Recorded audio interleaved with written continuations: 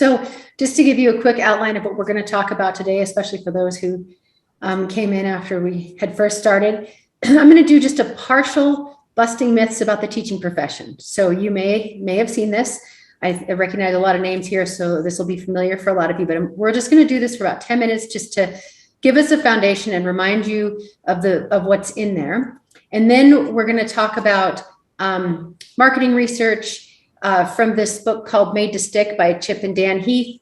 And they do a nice job of bringing in and reviewing a lot of different research studies by a lot of different groups, some from psychology, some from marketing, some from economics, that tie together to give us advice on how to come up with sticky messages.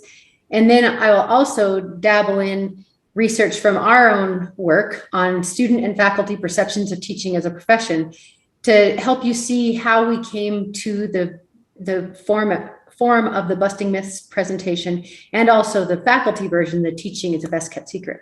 And then I'll talk, if there's time, a little bit about our focus group testing, but I am concerned that we won't have enough time. I'll try to keep an eye on the clock, but this is new presentation and I'm suspicious that I have more here than we have time for. So I will be careful with that.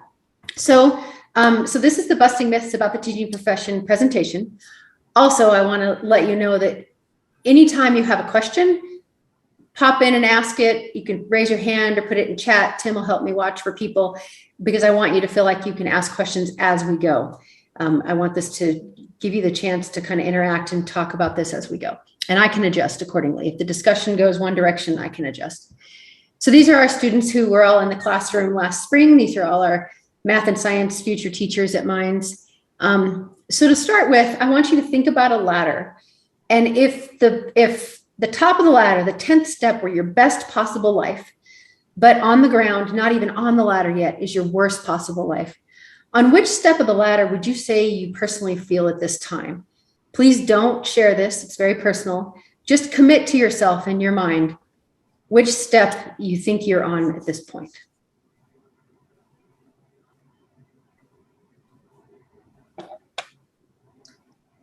And now that you've done that, think about where you think you'll be 5 years from now.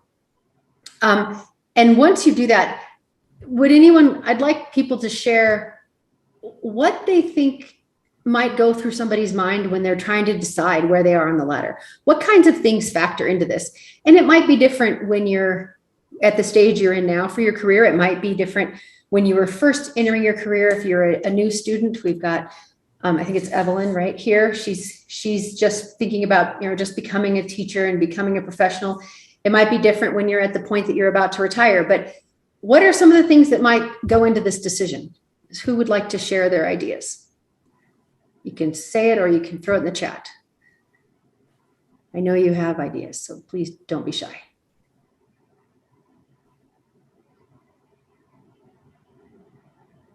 I'll call on somebody if I have to.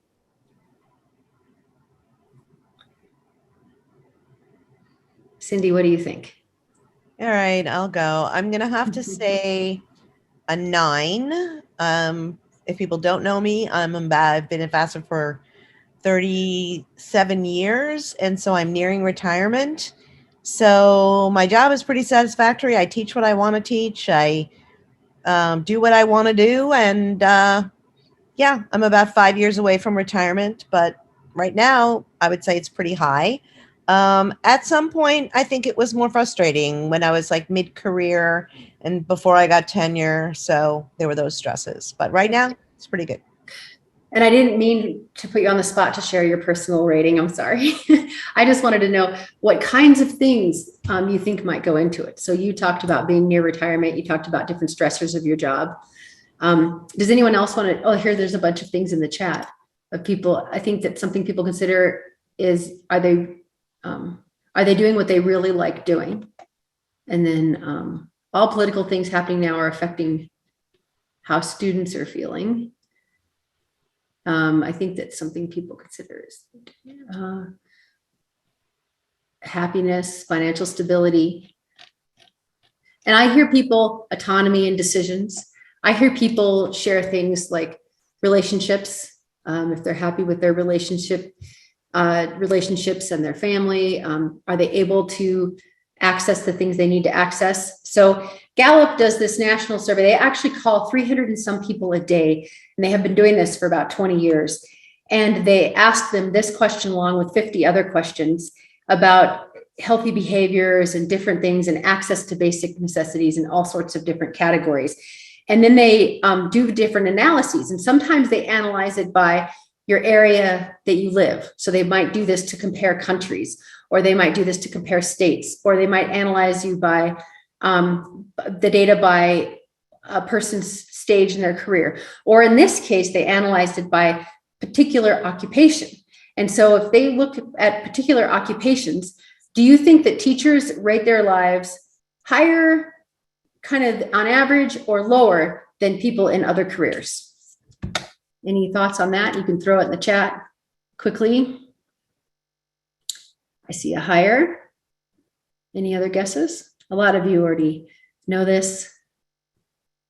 Well, I'll go ahead and show you since we have a shy group here. So teachers in the United States rate their lives better than all other occupation groups, trailing only physicians. So they're rating their lives quite highly. And the question is, why do you think teachers rate their lives so highly compared to other professionals? Anyone want to throw something in the chat on that?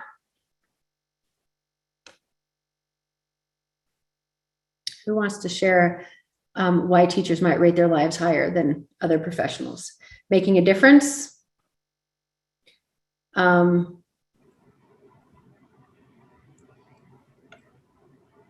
Impact on young lives? I have a question about what Tim said. Not as high as it once was. Is that true? I don't know if we have data to support that, though. Do you have data on that, Tim? We have been digging and digging. We have not found any data to support that beyond. Yeah, that was more of a personal personal impression than going on data. Okay. I guess I feel that the politicization of education and teaching has got to have a negative impact. I still think teaching, as a profession, I think teachers and teaching would rate higher than most other occupations, but I just wonder if it's as high as it once was. Well, the most recent data that I have is 2019, right before the pandemic, and it was still right up there, just barely behind health professions and well ahead of the other professions. So I have not yet found data from the last 2 years, but there's other data that is not indicating a big change, but not this exact question. So far, we don't have any data to support what we hear in the media, I guess. Well, then I just said it to stir up some conversation. That's okay, because that conversation keeps coming up lately because the media has done a really good job. And that's what we're going to talk about today is how do you work with that? How do you deal with that? That's actually one of the things that's in this book. So I'm not saying we have the best way to deal with it, but it's right on topic. So don't worry about it. So lots of good things here about variety in your day, not too monotonous. Steve, I used to move furniture. Teaching's a better job than that. Thank you. Teachers impact our lives. So let me share what we've learned. So what we've done here at GFO is we have worked really hard for the last 5 years now to try to unpack this and understand why it is that teachers are rating their lives better than other careers. And part of what we've had to do is look into other careers. We can't just look at teaching. We have to look at the other side. Look at, is the grass greener somewhere else? And so what we've learned is that work-life balance is better for teachers than most other jobs you can get with the same degree for a variety of reasons. I can kind of divide it into 3 categories. One of them is kind of the obvious, which is you have a school year contract. You don't have contract that goes 12 months a year like all other jobs. There's a few examples. There's a few other jobs, but not very many where you have that flexibility. Teachers also have these negotiated 3 and 4 day weekends. They have holiday breaks that align with their families if they have kids in their family. And so teachers work very hard, but they have these scheduled times to refresh, and other professionals don't have that. Other professionals, when you first start working, if you have a good professional job, you will have 2 weeks of vacation that has to be negotiated and it's certainly not set in advance. and eventually that builds, but it doesn't ever become what teachers have. And then also teachers' day ends when the students go home approximately the same time, which allows teachers, if needed, to do something during working hours, which I really feel I'm always having trouble getting things done and phone calls made during working hours because I'm busy working. And then once I have time, nobody else's, their businesses aren't open.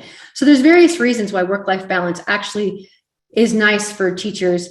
Student and colleague relationships, teachers regularly mention how important that is and how it's a key to their day-to-day satisfaction. And then financial stability. And I have data here I can share with you to show you evidence of that. And so we talked to, we had a teacher advisory group of math and science teachers, and we asked them to list the reasons their job are satisfying day to day and anonymously. And then we shared the written responses around the room, and we made sure that the room agreed on on all of these items. And there were 60 items total, and we categorized the 60 items, and these are the groups that they fell in. And the order here just simply represents the group that had the most number of items. So there were over half of the items were related to students, relationships with students, that light bulb moment, getting to see them learn, getting to watch them grow and develop, a range of things like that in that category.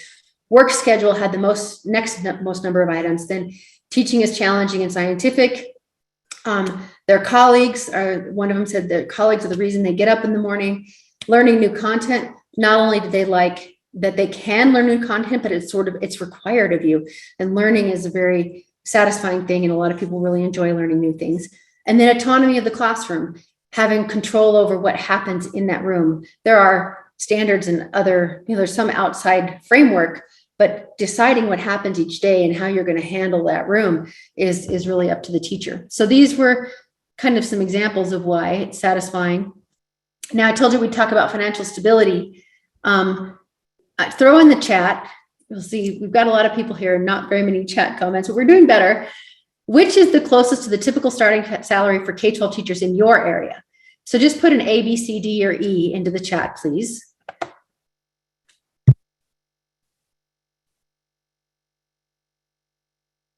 Excuse me. And now we've got some we've got answers going in here.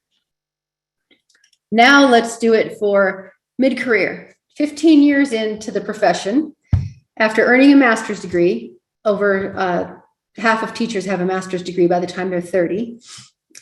What's the closest to a typical salary in your area?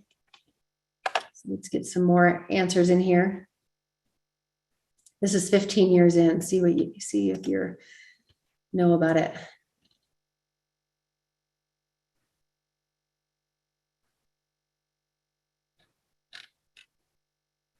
Okay. So instead of giving you the answer to everybody's area, because there's 28 people here, I'm just going to share 4 areas across the country. Bastrop County, Texas. I don't know if I'm saying that right. That's just outside of Austin.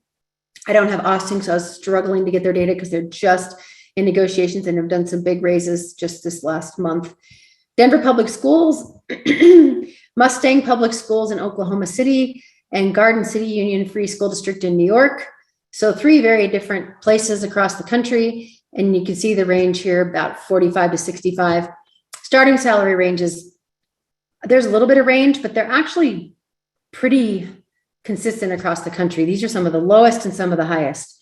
But mid-career, you see a much wider range. But again, this Bastrop County has a 187-day contract. So if you work that out, it's $36 an hour. We like to put the hourly wage. Students have shared that this is much more meaningful to them than the annual salary because they have actual experience with hourly rates. And then there's also extra pay for work you do outside of the classroom, such as coaching, clubs, tutoring. If you sub for another teacher, all of those things come with extra pay that's already been determined by your district. And now at mid-career, and again, I mentioned the reason we show a master's is over half of teachers have a master's degree, and there are programs all across the country designed for teachers to earn their master's degree while they're working full-time. So it's completely reasonable and doable for a teacher to be a professional, work full-time, and earn that master's while they're in that career. So Bastrop County, not much difference after 15 years. It's actually pretty sad. We see Texas is like that. Denver Public Schools, good increases over that 15 years. nice solid mid-career salary. Mustang Public Schools, about a $10,000 increase, but the cost of living in Oklahoma is definitely more reasonable than Denver. Very much, definitely. And then in New York, big increase in salary, but high cost of living. So you have to kind of do a whole comparison, but you can see the range. We've got mid-career salaries here ranging from 55 to 134, just an incredible range. And we see that kind of variation all over the country. Our data finds that after 15 years, the middle 50% salaries range between 64 and 100,000. That's the 25th to 75th percentile.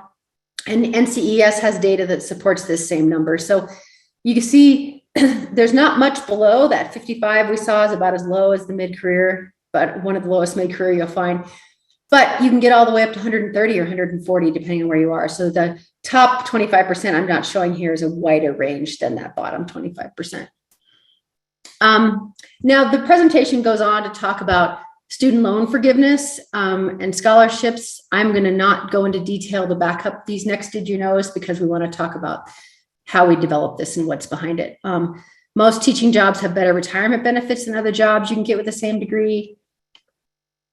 Teachers in the US retire a full 4 years earlier than people in other occupations. And behind every advance in medicine or technology is a teacher who left a lasting impression. That's the real reason why we do it and why people have really high job satisfaction is really around the difference that they make. So I'm going to go ahead and have you do the post test just so you get almost a full experience. And when you finish the post test, please put it done in the chat, and then we'll jump into the research behind this.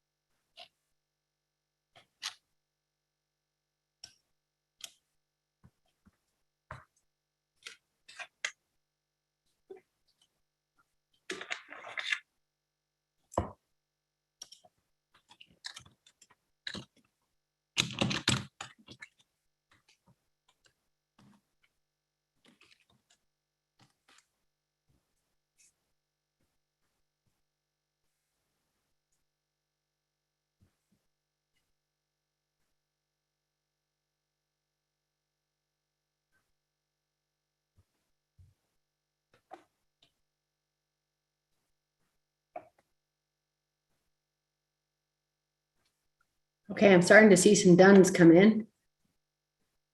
Should I give you more time or are we good?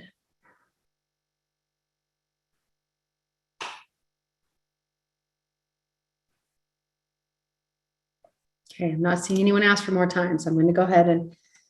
So this is the workshop outline I already showed you. So now we're to the point of talking about the research behind how to build the presentation. So just briefly, I'm going to mention that there's a lot more behind how we structured it and built it than just what I'm going to share today. It is based, all this work started with, we developed the perceptions of teaching as a profession, which is the PTAP, which is an instrument to measure students' perceptions of the profession. And when we learned that students had all of these, they were interested in the profession, but had decided not to do it because of just lack of knowledge about teacher salaries and teacher satisfaction and what it's like to do the job, we realized there was some kind of low-hanging fruit work that could be done here to help some people possibly pursue this career that they were already interested in. Made to Stick is the book I'm going to talk about today, and that's the marketing research book. There's also a lot of work in cognitive science and educational psychology, and this book, ABCs of How We Learn, is a nice summary of that. And that how the brain learns, that is definitely taken into consideration on how we develop this. And then multimedia learning by Richard Mayer talks about how people can take in information through visual and audio channels at the same time, as long as those complement each other, and how to develop a presentation that is clean and focuses people's attention where you want them to focus. All of that is also part of this, but not going to be talked about today. So Made to Stick is a really, if you're interested at all in marketing or developing, it's even probably helpful for teaching, just developing better ways to help people catch on to things and remember them. This book is great for that. So the key to sticky ideas is to find the core of your message. You need one core idea. So for example, Southwest Airlines years ago decided that they were the low fare airline, and that was their core idea. And then maybe the next circle in would be have fun at work. And so that helped the staff, the flight attendants, the pilots, et cetera, know what was expected of them at work, if, expected of them in their demeanor, et cetera, because there's a big difference in how they behave versus maybe a United employee. And then success is an acronym to guide you through the whole idea. It needs to be simple. It needs to be unexpected. It should be concrete. It should be credible. It should be emotional, and include stories if you can. Now, you can't always check all of these boxes, and I don't think we've checked all of them, but we check as many of them as we can. And I'll kind of show you, I'll tell you what each of these mean and provide research behind each one, and talk about how we have tried to build that into what we're doing. So step one, find your core, and then translate the core using the success checklist. And so find the core to your message. If you say 3 things, you don't say anything. And this is something that a political advisor for Bill Clinton said, and now it's really stuck with marketing research. You need one core message. Just like if you're writing a newspaper article, you need one lead. And so draw from schemas is helpful. So here's some examples. So when you're pitching a movie, you need a lead, you need a core to try to pitch it to a producer, and it has to carry a ton of information with it so that you, and if you want to start guessing what these are, that'd be great in the chat, but they need to carry a bunch of information. So here, this is drawing from a schema. People know what Die Hard is. So if you say Die Hard on a bus, a lot of information is transferred in those 5 words. Or Jaws on a spaceship. Same thing, a ton of information is transferred by then making use of the movie Jaws. And so if you're developing your spaceship, it shouldn't look like this nice, clean Star Trek spaceship. It needs to be pretty ratty and rough, and because that's in Jaws. I think Roy Scheider was on a rough little boat, and decisions were made off the cuff. And so who knows what these 2 movies are? I don't see anything going in the chat. Does anyone know what Die Hard on a Bus is, or Jaws on a spaceship? Alien and Speed. There we go, Michelle. Good job. So this guided not only getting the pitch and getting the movie produced, but also guided as the movie was developed. So you can see how these 2 leads were great. So find the core to your message. Here's another example. This was something that was put together by, I think, the FDA, and it flopped. So then they asked marketing folks to help them redesign it, and it's made a huge difference. So they started out by saying sun exposure is dangerous. And then they went on to explain, and they started with a golden bronze tan is often considered a status symbol, on and on until the 5th paragraph when they start to talk about skin damage. And this, when you see blue text, it comes from the book Made to Stick. And when you see the green text, it's actually other research from like education research or from our work that supports what we're seeing in the book. So this to me also jumps out because we've learned in our work that if we restate the misperceptions, so if we were to state teacher salaries are lower, people think teacher salaries are lower, even though if we follow that phrase with, but they're not, it doesn't matter. We've just restated it and it reinforces it in somebody's brain, and they heard what they expected to hear, and that's all they hear. And so here's an example. A golden bronze tan is often considered a status symbol. Fine, done reading. That's what I thought too. I'm going to go out in the sun now. So you don't want to do that. And what they changed it to is how to get old prematurely. Skin damage from overexposure to the sun is like getting older. Okay, that's pretty lousy right off the bat. That's yucky, and that makes it sound like you don't want to get overexposed to the sun. You can see how immediately more effective it is. A bunch of the detail was missing, so you didn't get that, but They got to the point, and they mentioned the status symbol thing later, but it didn't matter. You were already just like totally grossed out by the sun by that point. So this is an example of finding the core and sticking with the core and starting with the core. So when you write a lead for a story, if you ever read a newspaper article, a journal article, you can skip the last quarter, or you can even skip the last half. You still got the main gist of it. And they write it that way on purpose. It's called the, I skipped ahead. Sorry. This is a different newspaper thing. Okay. I have a job for you, and I need you to write the answer in the chat. I want you to write the lead for a story in the school newspaper. There's an opportunity for our school where every teacher gets to travel to Denver next week on Thursday and learn from a world-renowned archaeologist, a university president, and a physicist about the latest research on effective teaching practices. So it's a really cool, exciting opportunity. And I want you to write the article in the school newspaper. So to start with, what's the lead? So does anybody have want to take a awesome opportunity for teachers? There's a lead. Any other leads? Anyone want to try? This is a school newspaper. That's your audience. Okay, Cindy's the only one who's got a lead, but I'll show you. So here's the real lead. No school next Thursday. Your audience is your students, right? So that's the real lead. And then you can talk about why and what's going on. And that's what gets them in. Okay, so here's our lead. We decided that teachers in the United States rate their lives better than all other occupation groups, trailing only physicians. That's our lead. Is it simple? I think it's pretty simple. Teachers rate their lives very highly. It is unexpected. Here we saw a few arguments here today. It's concrete. I think it's pretty concrete. It might not be quite as concrete as their examples of concrete, but it's pretty concrete. And it's credible because Gallup did this, and they did it with a lot of people.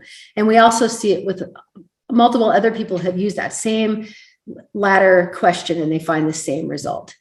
I don't think it's maybe emotional, depending on what we do with it. It could be emotional, and it's definitely not a story. So I don't think we checked all the boxes here, but I think we checked 4 of the 6. I jumped too many here. This is what I was trying to say before, the inverted pyramid. Sorry, I jumped ahead. So when newspaper writers or journalists write a story, don't bury the lead. So the lead needs to be in the title, and then you just talk about it from the beginning. And the idea, it's very practical when it comes to newspapers, is that if somebody reprints the story and they only have space for part of it, the main point is there right away. There's no editing needed. You just chop it. You just chop it and you can print what you can, and that's adequate. And that's the idea behind journalism. But it makes sense. We did this with the presentation today. I showed you the beginning and then I just chopped it. When we want to do an hour, we go into more detail and we cover more facts, especially with the faculty presentation.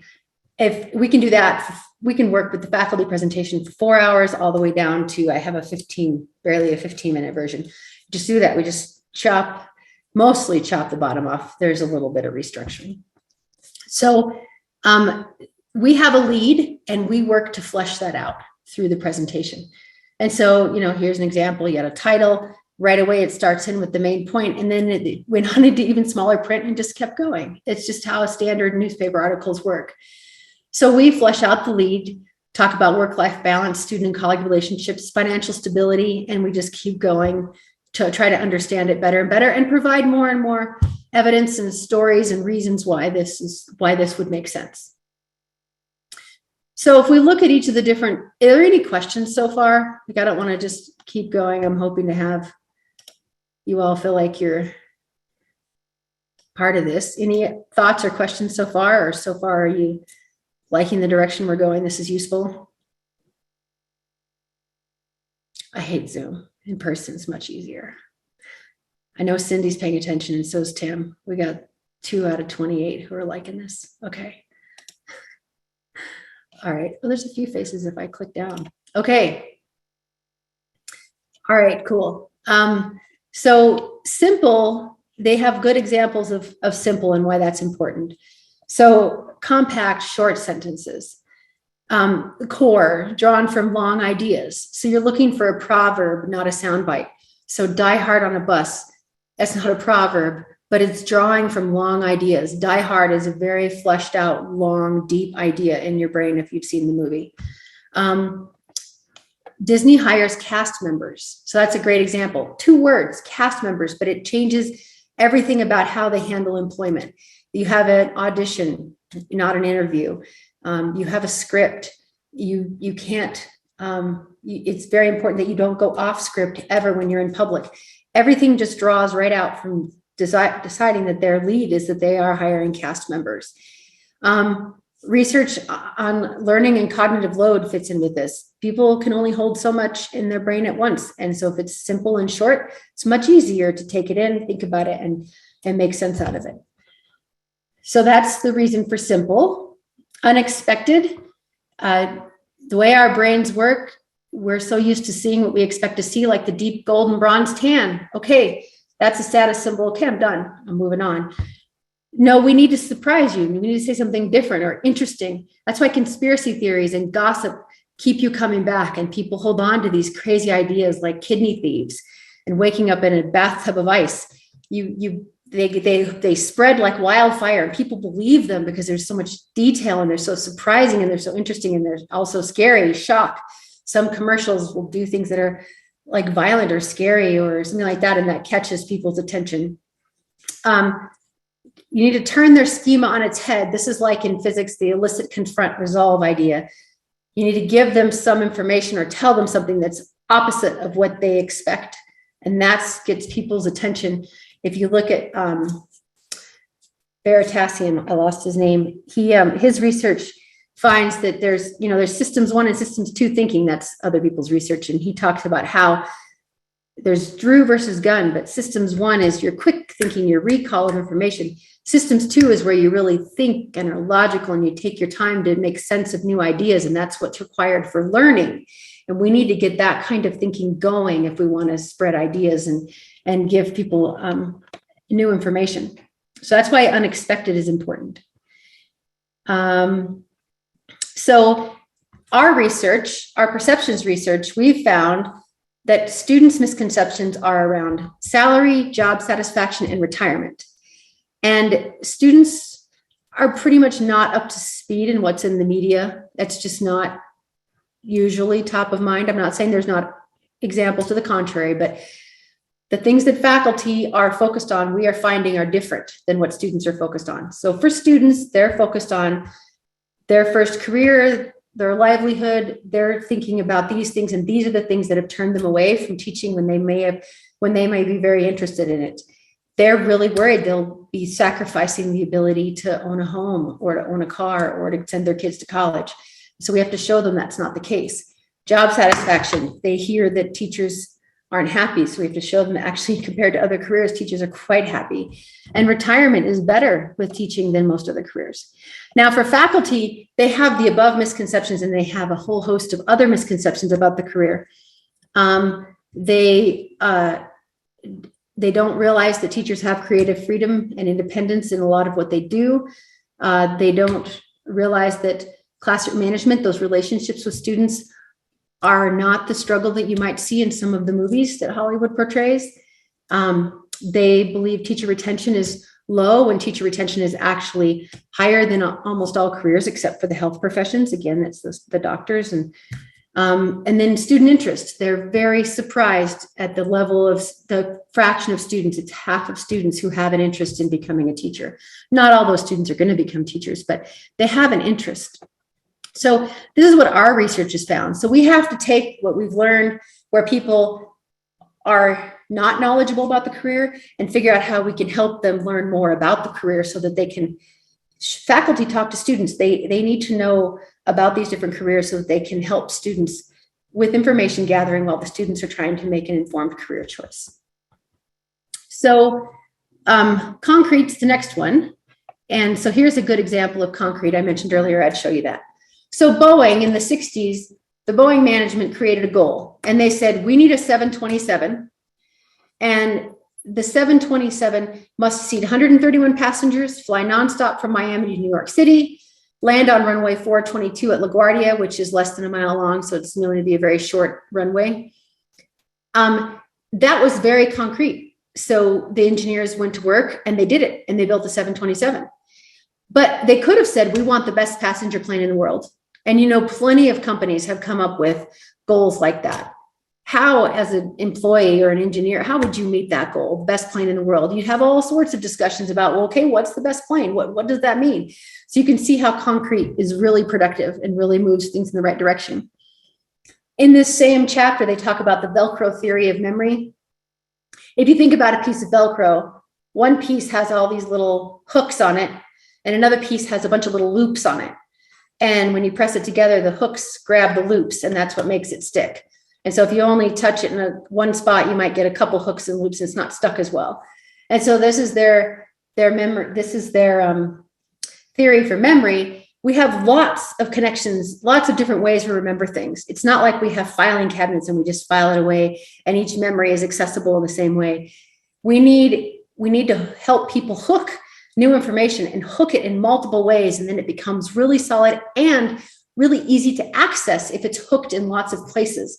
So I'll give you a little exercise here in an example, but if you look at this compared to education research, one of the recommendations is you need to give students an opportunity to really work with a new concept or a new idea in multiple different ways so that they can be building all those connections, so that they can access it different ways and build their own schema around an idea. And so here's an example. I want you to remember some things. I'm going to give you 6 things I want you to remember one at a time. So remember the capital of Kansas. Okay. Now remember the first line of Hey Jude.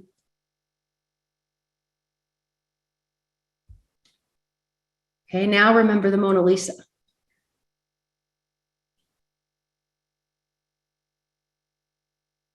All right, now remember the house where you spent most of your childhood.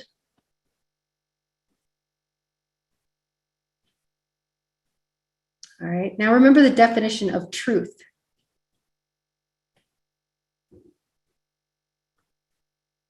And how about the definition of watermelon?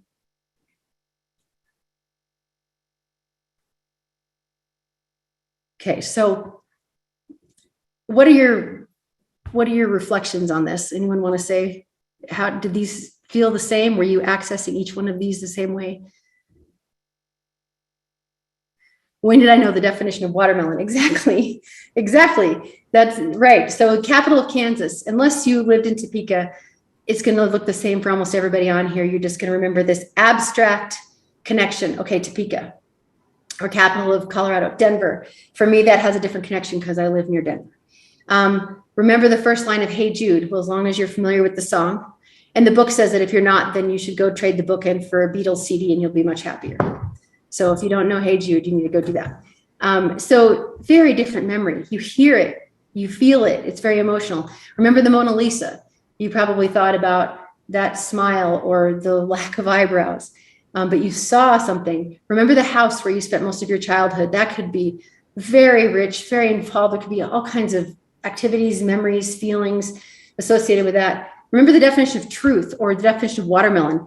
And like Steve said, you might not have an official definition of watermelon. So you start to try to develop it. You're like, well, a watermelon, you picture a watermelon, you feel the taste of a watermelon, or maybe the drippiness.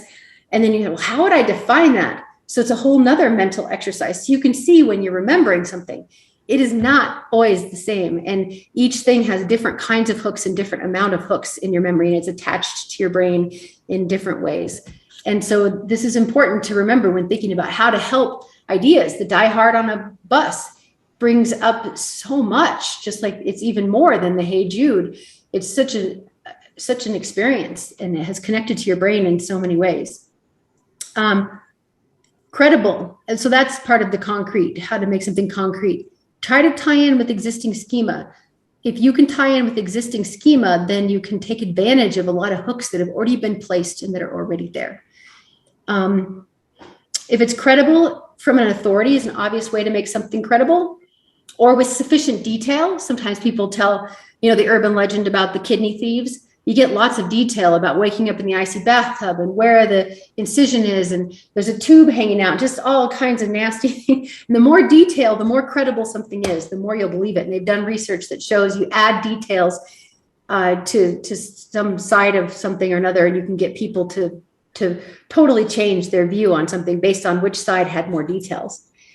Statistics, but they have to be meaningful, concrete, not abstract. So often we use statistics and them by themselves are not enough. And this was super fascinating for me, but I guess it makes sense. Numbers inform us about the underlying relationships, but they're, see, I jumped ahead again. This isn't the fascinating thing. But anyway, numbers inform us about the underlying relationship, but there are better ways to illustrate the underlying relationships than the numbers themselves. So for example, this is a good example.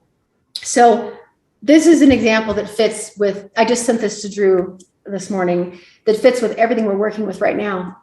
So a few years ago, probably longer than a few, a young lady who was a surfer, she'd been surfing, she was 13, I think. She was already at the professional level of surfing. So she was this fantastic career ahead of her. And she was out surfing one day and she was laying on her board and had her arm dangling in the water. And a shark came and bit her arm off. And so Oprah brought this to her show and talked about it. And so the world was shark crazy. And so can you imagine if you're someone, trying to give a public message, or you're a parent trying to get your kid not to be afraid to ever go near the ocean again, or whatever it is, how do you fight this like visceral fear from this story when it turns out shark attacks are 0.4 people, I think, die a year from shark attacks. So this really is not a high risk thing, but it sure seems like, so you hear that story and you're like, I'm never going in the water again. So what they came up with was the question, which of these animals are more likely to kill you, a shark or a deer? And it turns out deer are like 20 times, it's more than that. I think 20 people a year die of have the car hit a deer compared to the 0.4 who die from a shark. 300 times more likely. Oh, 300 times more likely. Okay. Yeah. Yeah. So that was their way of battling that like shocking anecdote that convinced everybody that it was this really serious, dangerous thing. And we're seeing a lot of that in the media about teaching because the public loves our teachers and the media has figured that out. So the media has figured out that if they can lead with a story that talks about the bad situation, any kind of bad situation for teachers, it gets an amazing amount of reads and clicks and sympathy because the public cares very much about teachers. So the good news is that we care about our teachers and we respect our teachers.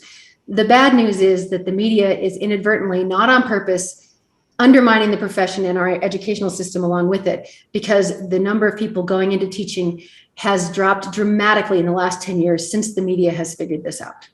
And so it's a serious problem. And that's why we do what we do to try to share positive information and we have not come up with the shark versus a deer silver bullet yet, but I'm going to work on it after reading this book. I'm remotivated that we can do more to fight some of these. And there's other people trying to share the facts too, but it's hard because it's not as exciting as listening to the person whose arm is dangling in the water and it gets bit off at the shoulder and there's blood. I mean, it's like the detail, right? The goriness, and there's truth to it, but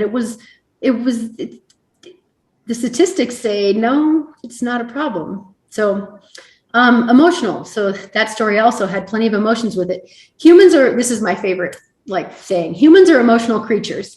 Scientists are people who make emotional decisions and defend them with statistics.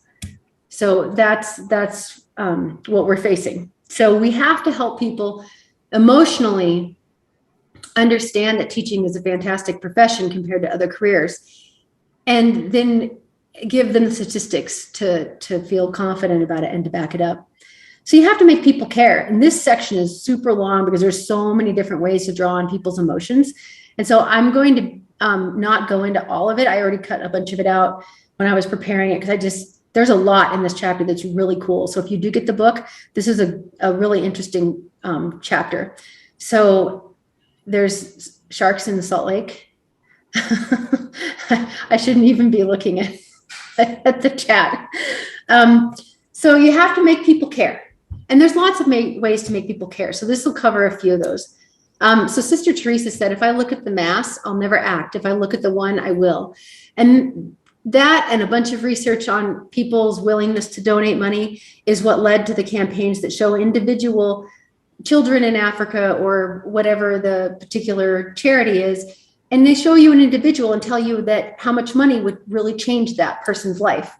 And the math is legitimate, but it just helps you see on an individual basis, because that's how we act and that's how we can help. If you see that there's 30,000 people in this plight, it actually reduces your willingness to share as soon as you abstract it, as soon as you take it away from the person. So it's really important for things to be personal. And if we start thinking analytically, even unrelated analytically, we're less willing to donate or less caring. So for example, if someone does a math calculation before they're asked, given this donation card, or instead, if the other group of people is told to describe how they feel after they hear the word baby, the people who had to describe how they felt about hearing the word baby donated over twice as much as the people who had to do a math calculation before they saw the donation request. So you just putting somebody in an emotional frame of mind, in a caring frame of mind, changes their response to things. And I'm not sure that directly applies to what we're doing, but it's still super interesting about emotions. I want to show you a video, and I want to be careful of the time. Let me see if there's a couple more here I can do, and then we can switch to the video. The best way to make someone care is associate something with something they already care about. Again, the word baby is a good one. Self-interest, the book says, first and foremost, try to get self-interest. I renamed that personal connection because a lot of times people think self-interest might be associated with greed or selfish things, because you hear the word self, and all of their examples showed that it wasn't the selfish things. It was self-interest as in personal connection, something you care about. If people were given a $1,000 bonus at work and you ask them the reasons that resonated the most with them, okay, if you get $1,000, you have extra money to pay your bills, or you can put the $1,000 in savings, or this $1,000 is just a token to show you that the company cares about you and the efforts that you've put into the company. The employees all chose the company cares reason as being most meaningful to them, but they predicted that their fellow colleagues would want the $1,000 for extra spending money. So people don't realize that as a whole, we care about making a difference, but somehow we perceive other people as being more self-centered.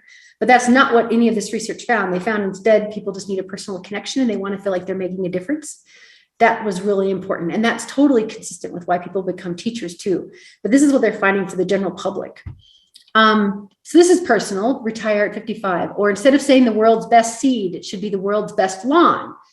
Because now it's about you and what you can accomplish with this as opposed to their seed. Oh, good for their seed, right? So you can see some differences. Instead of doing these, I want to switch to the video. Well, I'll show you this one really quick. This is our best testing meme that we have with students.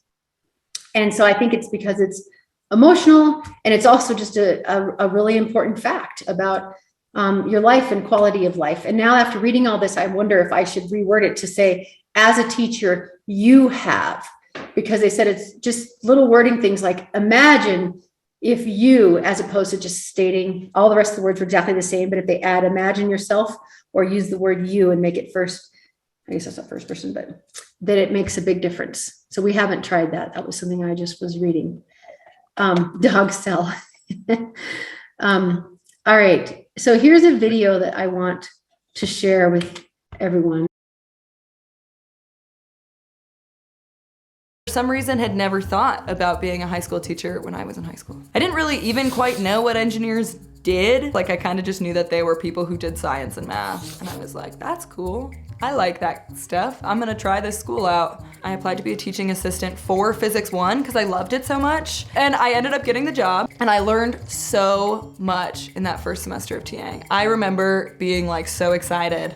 And that was kind of the first time that I ever realized, like, wow, you could teach a subject over and over again and you still learn new things about that subject every time that you teach it. I found that when I was going through college, I looked forward to TAing way more than I looked forward to my classes, and It was always my favorite part of the day. And the more I took those engineering classes, it didn't really seem like I was gonna be super intellectually stimulated. And I am so in love with learning. I wanna make sure that I have a job that's well suited, and not even well suited, but expected of me to continue to learn. I started thinking about being a professor, and then I was like, I don't know if I love physics so much, but I don't think I'm passionate enough about physics to dedicate 6 years of my life to grad school where my only thing in the world is my love for physics.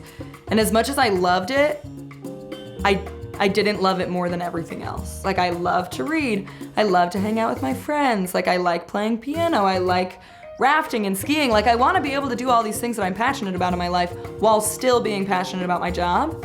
I was walking to a class I despised, sophomore year of college setting. And I'm walking down the sidewalk and I run into my boss. And so she was like, hey, Adria, have you thought about teaching? I was like, well, I thought about being a professor, yeah. And she's like, no, have you thought about like being a high school teacher? And I'm like, what? High school teacher? I went to a GFO presentation that Christine presented. I remember, one, being shocked because they were all these misconceptions that I had had for a really long time. And they're kind of big misconceptions, right? Like, it kind of changes how you think about the job, right? I distinctly remember going home, talking with my friend Mike and being like, I think I seriously want to be a teacher. Like, learning all this stuff makes me realize that, one, I was wrong, and two, that like maybe this is kind of the perfect career. I get to make genuine, important human connection at one of the most key moments in a person's life. I've always wanted, I mean, it's cheesy to say, but like this idea of making the world a better place, right? There are so many problems in the world. And hopefully in life, I'm making those problems diminish and not increase. I genuinely believe that we could fix so many problems with our country and with the world as a whole if we seriously prioritized education. Once my friends and my family saw that I was really passionate about it, they did not question it for a second. And now they are all equally as happy for me and proud of me for making the decision that I made. I feel super confident that I made the right decision. I feel really lucky that I get to be super passionate about my job. And I feel really proud when I tell people what I do.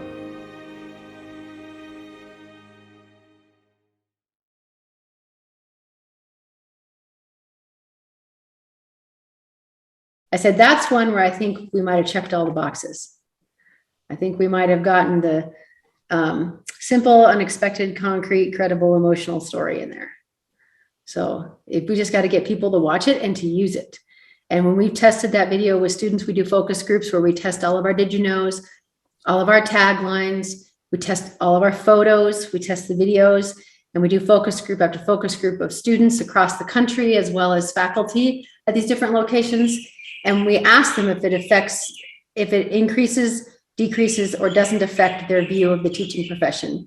And that's how if something turns off even a 20% fraction of the population, we don't use it. And so that video has tested better than I think everything that we have put together. And so we've got other videos that are good too, but the student said, I didn't think I could connect with the video better than that last one, but this is wow. So anyway, story is pretty obvious and we're out of time. So let's see, I'm going to skip the data. I just had some data to show you, but we don't have time. So I just want to remind you that we have resources, not just these presentations, but we have handouts, teacher salary data for different areas across the whole country, the videos, brochures, flyers, posters, strategies and tips all on our website. So if you want to use these, they're all designed to be customizable for your local situation and for you to put your own branding on them, as long as you give attribution to us. And start sharing the positives of the profession. Don't let the media, only 40% of teachers feel respected by the media. Don't let the media change the narrative.